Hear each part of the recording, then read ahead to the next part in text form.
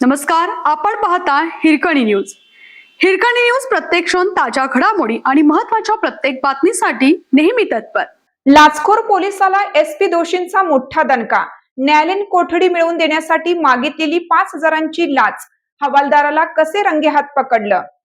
गुन्ह्याच्या तपासात मदत करण्यासाठी तसे न्यायालयीन कोठडी मिळवून देण्यासाठी 5,000 रुपयांची लाच घेतल्याप्रकरणी अटक केलेल्या भिलवडी पोलीस ठाण्यातील हवालदार संतोष गोविंदराव बेंबडे वय 47 राहणार कवठे महांकाळ याला निलंबित करण्यात आलं. अधिक माहिती अशी की लाचेच्या प्रकरणातील तक्रारदार आणि त्यांच्या नातेवाईकांविरुद्ध भिलवडी पोलीस ठाण्यात विविध कलमानुसार गुन्हा दाखल झाला आहे. या गुन्ह्याचा तपास लाचखोर हवालदार बेंबडे याच्याकडे होता.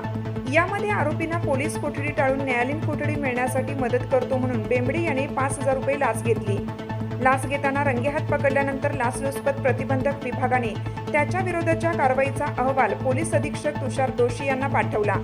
अधीक्षक दोशी यांनी बेंबडे याच्यावर तात्काळ निलंबनाची कारवाई केली. पोलीस अधिक तपास करत आहेत. आपल्या हिरकणी न्यूज चॅनलला लाईक करा, शेअर करा आणि सबस्क्राईब करायला विसरू नका आणि रहा अपडेट.